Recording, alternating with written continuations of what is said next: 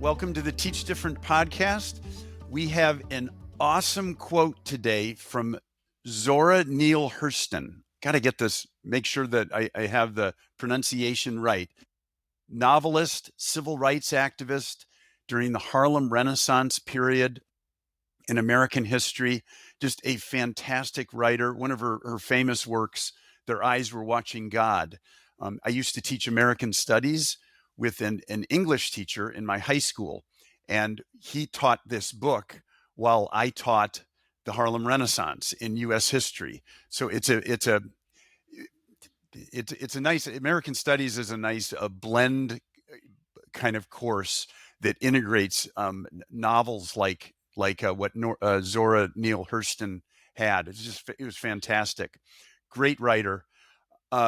This quote is very, very interesting and provocative, and we're going to get to it in a minute, see if we can make some great connections. But we'll work with the quote, and then we'll look at the claim, see what she's saying about it, and then we'll think about the counterclaim of it. What's another way to look at the world that's different? And we get asked all the time, why do you share quotes with the Teach Different method and then have people disagree with the quotes? This is because of critical thinking is so important, and the ability to hold different ideas in your head and be okay with that is important in an audience when you're with other people, because there's going to be disagreements and there's going to be different ways of looking at the world. So the structure of this method invites these disagreements. And so we're training our brain to be okay with disagreement. And boy, do we need this in our society now. All right, and then we'll ask questions as they come up, the essential question part of the method. So here's Hurston's quote. If you are silent about your pain, they'll kill you and say you enjoyed it. Whoa. If you are silent about your pain, they'll kill you and say you enjoyed it. What do you think the claim of this is? And by the way, we have Steve, of course, as my counterpart. We also have Siye with us, who is the Teach Different podcast producer. So we're really happy to have her with us participating in the conversation. What do you guys think? Siye, if you want to try this one, I mean, I'd say speak up. It's saying speak up. Okay. I don't quite understand what it means. They'll kill you. You know, if you are silent about your pain, they'll kill you and say you enjoyed it. I don't know about that second part yet, but it's definitely saying speak up if you're hurting. Yeah, I agree with that. I think it's definitely saying we need to speak up about our pain more. Because typically, I think people tend to shy away about speaking about their pain or their traumas because they see it as something that they should be ashamed of. And they see it as a defect of them versus just like the environment that they were in. And I also think the they will kill you and say you enjoyed it part just reminds me of, I don't know if this is a quote or it's just something that I heard that says history is written by winners, right? So the person who wins the battle gets to tell the story of how the battle went, which is the reason why we find that there are certain things that are omitted or certain individuals are made to look better than others in terms of like historical context. And I think the part of they'll kill you and say you enjoyed it is just based on that if you do not speak up about your pain, they get to tell your story for you, and Wow. they will tell it in a way to say that you enjoyed it. It was something you asked for, Right. which is the reason why you didn't speak out, because had you not enjoyed it you would have said something, right? And they get to say and build that narrative, whereas if you just speak up and tell your side of the story and tell how painful it was for you, you tell a much broader picture versus somebody else's side of the story who is going to paint themselves in good light and omit certain things or certain pain and traumas that they caused you. That's great. That's lovely. That's powerful. Yeah, I really like how you interpreted they'll kill you and say you enjoyed it. And they kill you by telling the story the way they want, not the way you wanted, because you were silent. And so you have to then become a victim of life because of somebody else. That is okay. This quote, one interesting side conversation would be who's the they'll kill you. Who are the people in your life who tell your story for you?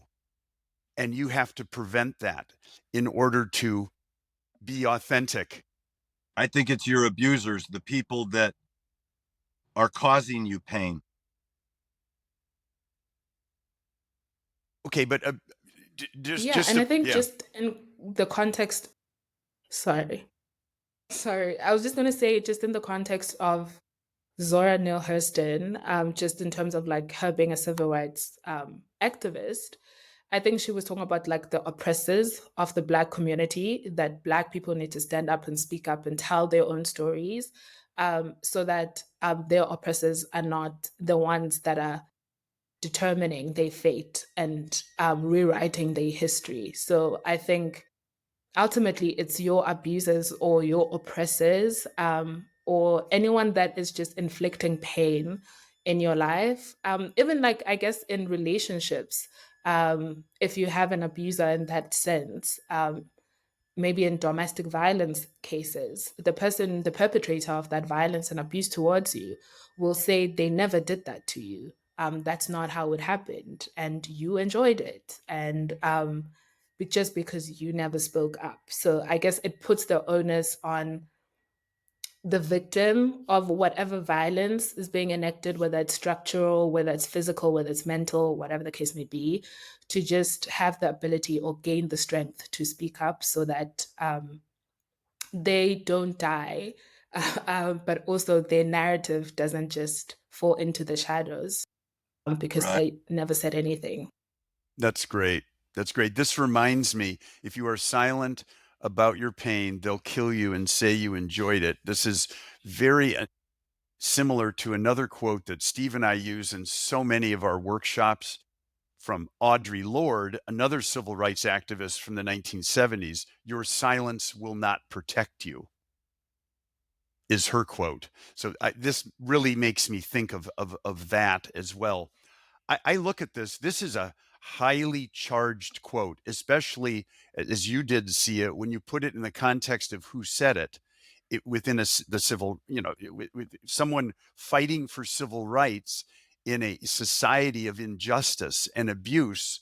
This is one where I think it's going to be important to use this with the right age of students so that they are mature enough to handle some of this. I just wanted to say that we have to be flexible in some of these conversations and know our audience, so to speak. And I have a counterclaim, Go for it. and it's pretty striking. So the quote is, if you are silent about your pain, they'll kill you and say you enjoyed it. The counterclaim is, if you're in a system of oppression and you speak out about your pain, they might just kill you. As a person who lives in an absolute monarchy, um, and I have seen examples of people standing up for their rights, and them being imprisoned and being charged with treason against the state and things like that. So there are instances where your freedom of speech can actually get you killed, or where you actually just don't have freedom of speech, right? And therefore, you kind of have to swallow your pain and your oppression, um, and kind of keep it low key. Can you share where you're from? What if they kill me, Steve? I was about, I don't want to put you out there. I know what we're doing right now is going to be something. So never mind, I guess. I'll just say it's an absolute monarchy in Africa. So if you Google that, you'll know where I'm from. This But is in crazy. case they come from me. I'm so glad you're with us, by the way, and I hope you get something out of this stuff. And at least it's something that you can like hold on to where, hey, I'm doing some free thinking with some people in the world here. Like we really, really have gratitude that you're with us. Yeah, it's not that terrible, but it is quite jarring as well. But Yeah. absolutely, like there are environments and parts of the world where you can get persecuted for the things that you say, especially if they are um when it comes to the state. And another part of the counterclaim also is even in abusive relationships, right? Standing up to your abuser can get you killed. So if you stand up and say that I'm being violated in this way, which is why some people end up never speaking up and things like that. So yeah, I think that is a counterclaim that sometimes speaking up about your pain can get you killed. So the tension then, as I see this, and maybe a question is percolating up here, is when do I know, how do I know when to express myself as opposed to protect myself?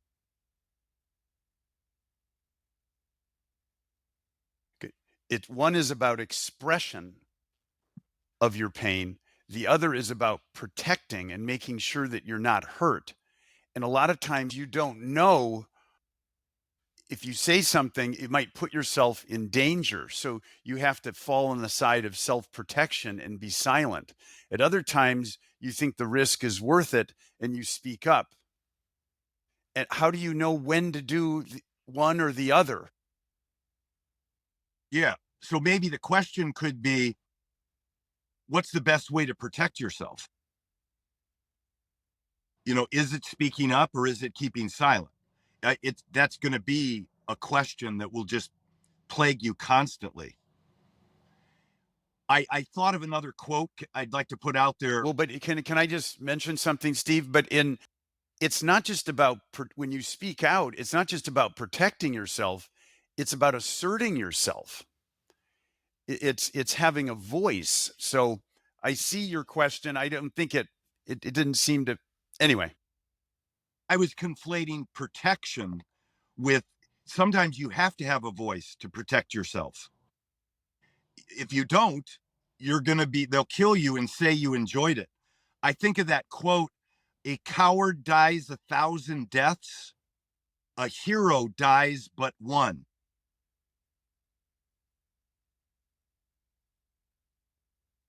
Yeah, because the coward doesn't speak up. I would actually like to have a go at the question Dan posed, um, and say that it is, I guess, when the outcome is kind of the same, when staying quiet kills you and also speaking up kills you.